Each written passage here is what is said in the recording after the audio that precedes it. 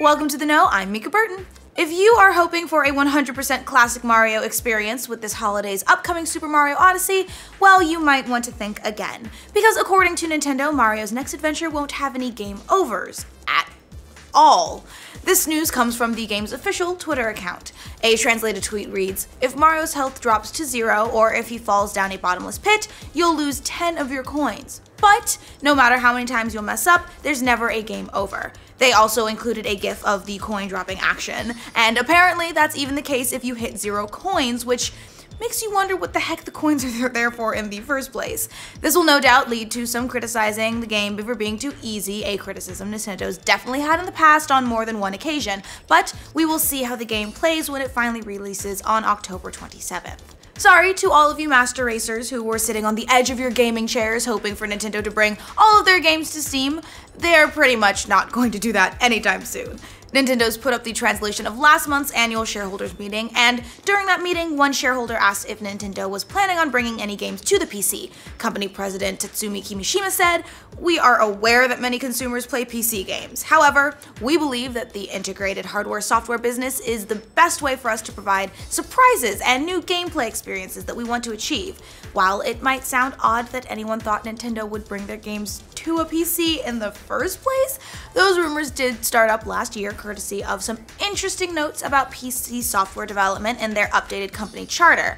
But looks like that's not the case as of yet, so no, sorry, you can't play Yoshi's Woolly World on your awesome gaming PC. Sonic Mania might just be one of 2 Sonic games coming out this year, but it could be way more important than you think, at least as far as going fast is concerned. Speaking with Metro UK, Sonic team boss Takashi Iizuka said that Sonic Mania could determine the future of the franchise as a whole. Iizuka said, "For Mania, it's kind of like a new approach to target specifically 2D fans, so we don't know whether it'll be accepted positively in the market. We'll find out after the game's released, and we can figure out the direction of future titles after seeing the reaction." So if you really want there to be more Sonic games, they're basically holding him hostage behind Sonic Mania, with a gun to his little spiked head, his neckerchief from Sonic Boom around his mouth, and he's going, "Help me, help me." That's sad, I just made that sad. In terms of consoles, it looks like Cuphead, the co-op shooter with the 1930s cartoon vibe, is going to be a bona fide exclusive. In a thread on NeoGAF this week, the game's developers confirmed that the game will not be pulling an inside and coming to PS4. Plus, it will be hitting Steam and the Windows Store at launch. They wrote, "Yes, this Cuphead game is an exclusive to Xbox and PC with Steam and Windows 10 version at launch and a GOG release likely shortly after. Releasing simultaneously on Steam might help it out a bit more on PC than some of Microsoft's previous exclusive games like, Halo Wars and Quantum Break, which eventually came to Steam much later." Cuphead finally drops on September 29th, and we can all enjoy that 1930s black and white goodness. If you were hoping that the next thing Arcane Studios had in the pipeline after Prey was an immediate follow-up, well, you might be just a bit disappointed.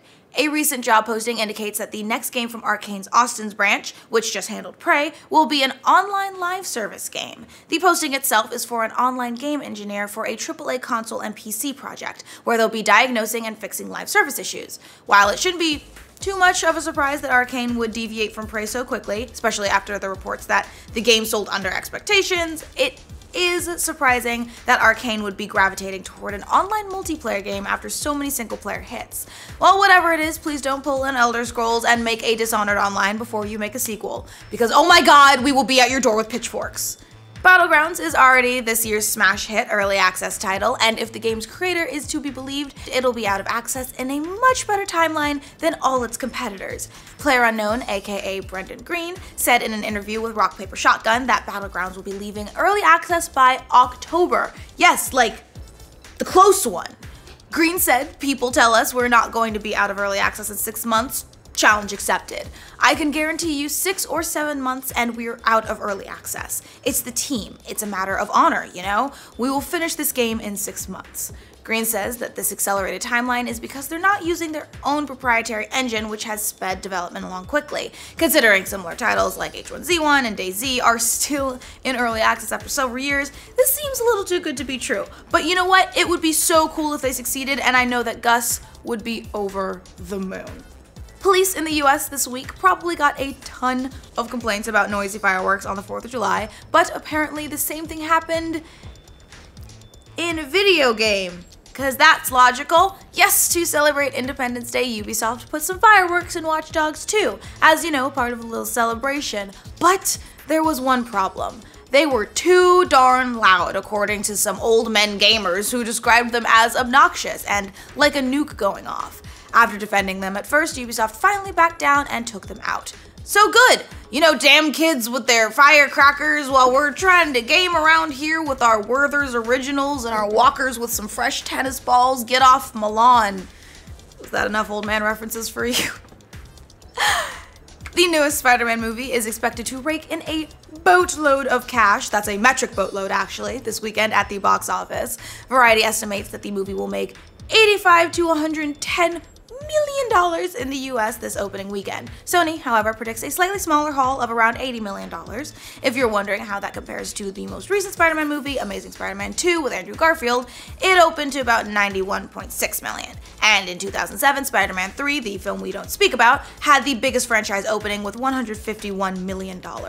So we'll see how this one does, but Sony is definitely hoping for big things from Tom Holland as the latest incarnation of everyone's friendly neighborhood Spider-Man, who will hopefully make them a friendly neighborhood boatload of money. An $80 million lawsuit between the estate of J.R.R. Tolkien and Warner Brothers regarding the rights to Lord of the Rings has finally been settled. The suit was filed back in 2012 with the estate apparently upset that Warner Brothers was using the characters from the films in things like online slot machines and other games. The estate sued, saying that the studio never had the rights to license the characters for those purposes. Anyway, apparently it all got worked out. Terms of the settlement were revealed, you know, as usual, but both parties said that they resolved the differences amicably. Amicably. They worked it out. They worked it out, everybody. Great. Pokemon Go may have been a fad, but it was a very profitable fad at that. The smartphone game that basically everyone was playing a year ago, has surpassed 752 million downloads and has brought in 1.2 billion in revenue since launch. And while the game still isn't as popular as it once was, it's still going pretty strong. It had 60 million monthly players in June, which is down from its peak last August of about 100 million monthly players, but you know, that's still pretty impressive. And that reminds me, I wonder how my Pokemon are doing, because, oh man, it's been months since I've checked on them. I hope my Pikachu isn't dead. Ubisoft has been living under the cloud of a possible hostile takeover for years now, but could that finally be over for the poor developer?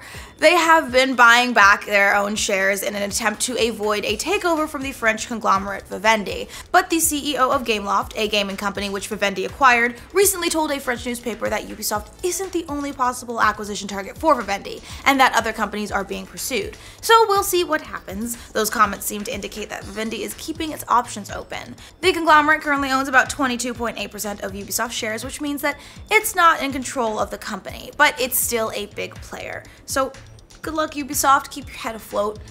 And that's all the news we have for you today. Remember, if you want more news from every corner of the internet, including that one over there that's super hot in the Austin sun, it's like 101 degrees, we'll go over there and get you news.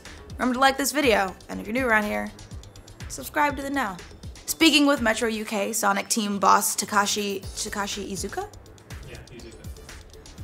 We'll find out after the game's released, and we can figure out if the... So if you really want there to be more Sonic, they're basically holding him hostage because it will be out of access in...